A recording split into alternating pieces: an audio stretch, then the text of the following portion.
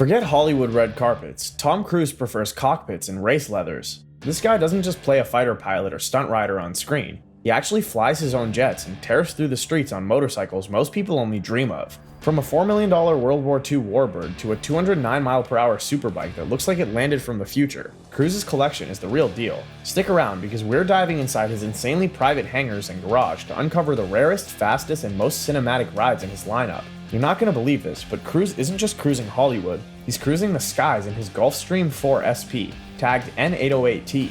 Valued between $20 to $26 million, this jet is less about travel and more like a rolling mansion in the air. He's got custom leather recliners that fold into beds, a full-blown cinema room, and yep, a working jacuzzi at 40,000 feet. That's not something you throw into a plane without really loving your time up there. What makes it rare? Gulfstream doesn't build any of these SP variants, and Cruise had his cabin tailored exactly how he wants it, with quiet installation so sharp you can actually take calls, work, or watch movies without distraction. And he flies it himself, licensed since '94. That tells you everything. This isn't just about celebrity opulence, it's about passion. He needed a jet that could double as a mobile HQ, spa, and editing bay all at once. Cruise's next jet is a head turner on its own, the Gulfstream G450. It may share the Gulfstream name, but this one's a bit more nimble and streamlined than his flagship G4. Valued between $15 and $32 million, it's built to get him up and running on tighter schedules, yet still packed with luxury. What's cool? It seats up to 16 with top-tier avionics, complete with a plain view cockpit and sleek cabin insulation so quiet you could easily take calls or work mid-flight. He didn't just add another jet for show. Tom picked this one because it's fast to prep, smooth on shorter hops, yet still comfy when he's flying with his team. The G450's range, about 4,350 nautical miles, means he can go coast to coast or overseas without breaking a sweat. What's cool? It seats up to 16 with top-tier avionics, complete with a plain view cockpit and sleek cabin insulation so quiet you could easily take calls or work mid-flight. Tom's light jet game is serious. Say hello to his Honda Jet HA420, touted around $5 million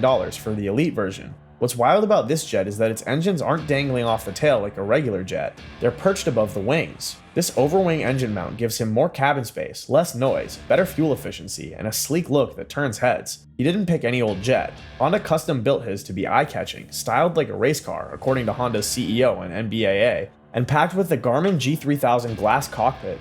It's a true pilot's plane, even certified for single pilot operation. Tom likes that control. Inside feels more like a high-end lounge than a cramped airliner. Plush leather club seating, quiet cabin, skylit lavatory with a waist basin, and enough legroom to stretch out. Honda says it has 20% more cabin space than other light jets. Top speed? Around 483 miles per hour, and it cruises up to 43,000 feet, all while sipping fuel efficiently thanks to its composite fuselage and advanced aerodynamics. This jet works as a quick LA to LV shuttle or a mobile HQ, and it's his. Honda even crafted it to reflect his race car passion.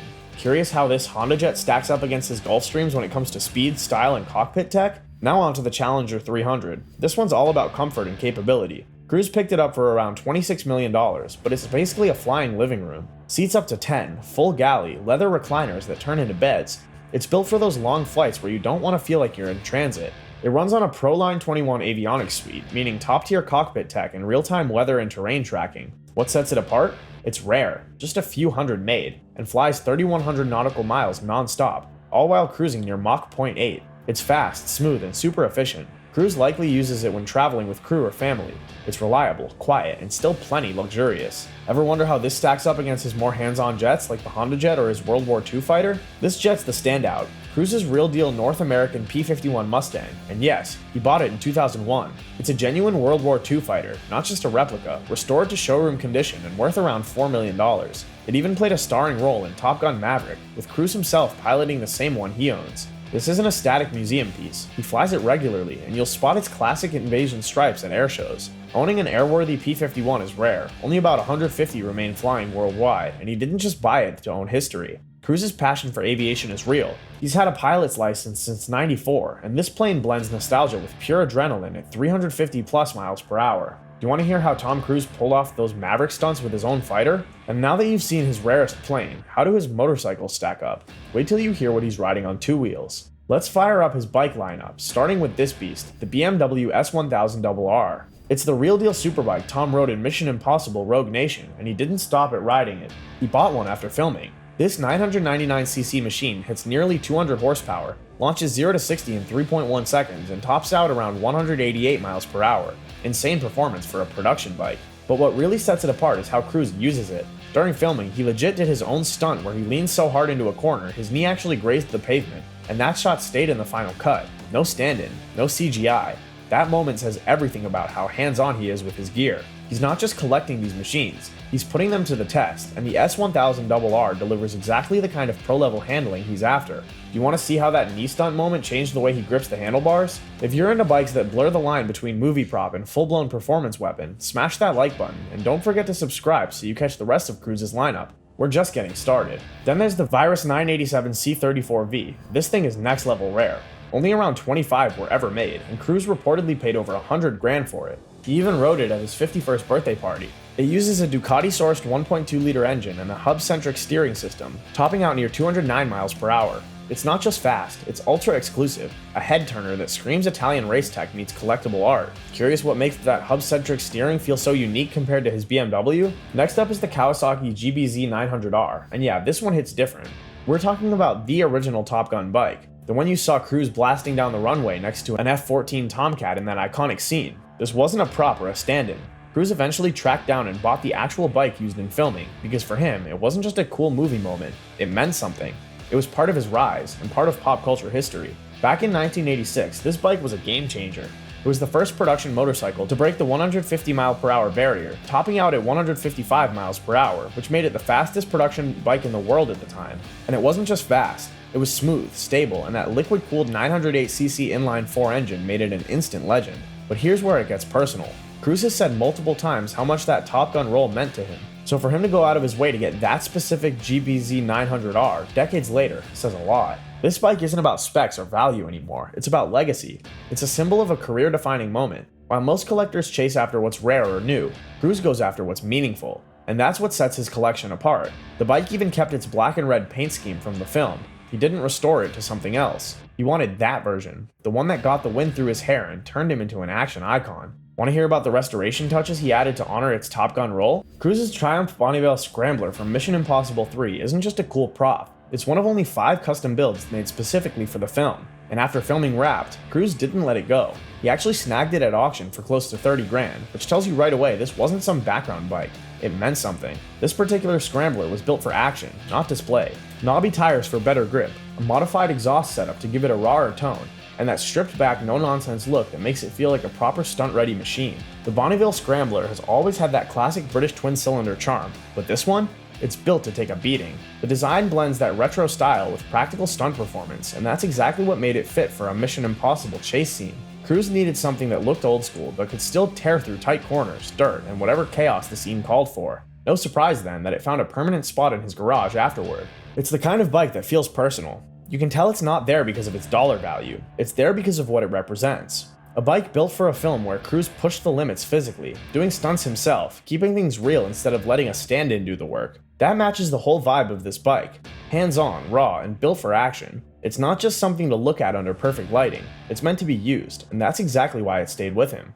Check out the Confederate Hellcat F113, also known as the Curtiss Hellcat these days.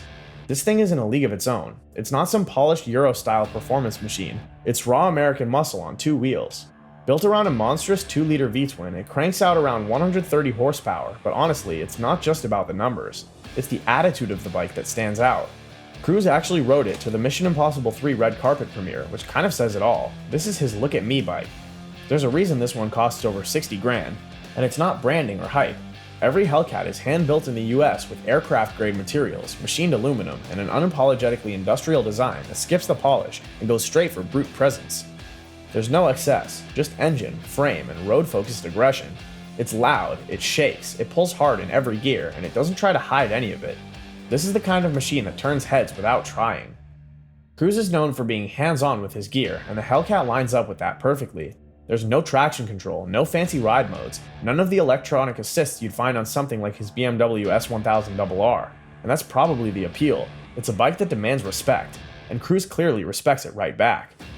You don't pick this up for casual rides, you get it because you want something mechanical and unfiltered. Before we keep going, make sure you hit subscribe if you're enjoying this look inside Cruise's personal garage. We've got more rare bikes and aircrafts coming up you won't see anywhere else, so don't miss out. And if you're into bold offbeat machines like the Hellcat, go ahead and tap like, it helps a ton. Compared to his smoother rides like the Ducati 999R or Triumph Scrambler, this thing's got more bark and bite. It's heavier, louder, and a bit more wild, but that contrast is what makes it interesting in his lineup. Cruz doesn't just stick to one kind of bike. He goes from refined Italian engineering to this unhinged American street brawler, and that says a lot about how deep his passion runs. This isn't some novelty piece, it's a choice, and a pretty bold one at that. The Triumph Speed Triple 955i wasn't just another prop in Mission Impossible 2. Cruz rode it hard, real stunts, tight turns, and high-speed chases, and after the camera stopped rolling, he kept one for himself. Not as a trophy, but because it's just that fun to ride. It's a stripped-down middleweight naked bike with an 885cc triple engine and about 97 horsepower. No flashy bodywork, just raw performance and a distinct growl. It's fast, agile, and actually usable, perfect for real roads and quick rides through traffic or canyons. Cruz could have picked any bike from that set, but the Speed Triple ended up in his garage. It's not the rarest, but it's one of the most rideable. That says a lot. Now let's talk Ducati, the 999R. This isn't just another red sport bike in the garage. This one's serious. Ducati only made 200 of these worldwide, and they weren't built to sit under showroom lights. They were designed with a purpose, to go fast, stay planted, and dominate corners. Cruz didn't just pick up a 999R because it looked good. He picked it because it's one of the best handling bikes Ducati ever put out. It packs 139 horsepower from a race-tuned 999cc Desmo V-twin, but what makes it special isn't just the power, it's how it delivers it. The throttle response, torque curve, and the way it holds a line through a turn. It's surgical. It was designed to homologate Ducati's race bikes for competition, so you're basically looking at a street-legal track weapon. And Cruz, who's no stranger to high-speed, high-precision machines, clearly saw that and thought, yeah, this one's worth keeping. The 999R also came loaded with top-tier components. Öhlins suspension front and rear, lightweight forged Marchesini wheels, carbon fiber bodywork in places where most bikes use plastic. Everything was spec'd out with racing in mind.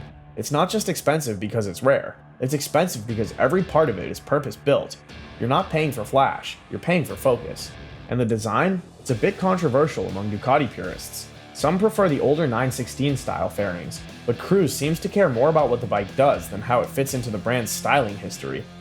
The fact that he added this to his collection tells you he respects bikes that push limits. This wasn't just for Sunday rides, it's a statement piece from a performance standpoint.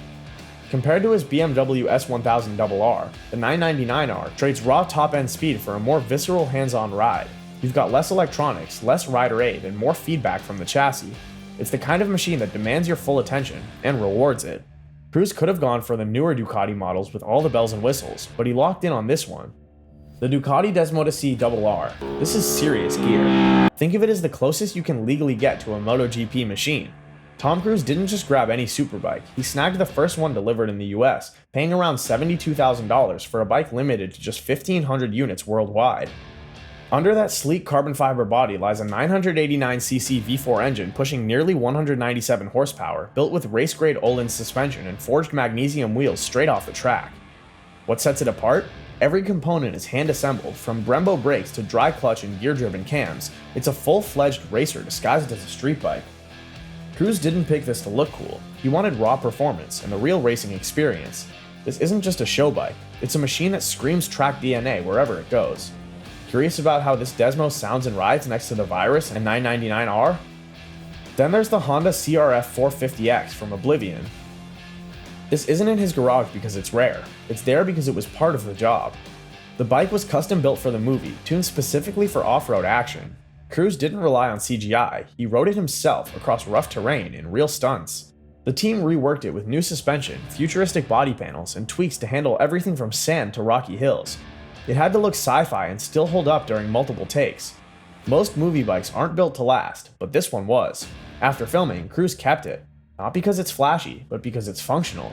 Built on the proven CRF 450X platform, it's a one-of-one setup that shows how much he values performance and memories. It's not for show, it's still ready to tear up dirt. Last on the list is what you might call one of Cruz's more low-key rides. Either the Triumph Thruxton or the BMW R9T, depending on which one he was using on set. These are what you'd call cafe racer style bikes, stripped down, clean, and totally street focused.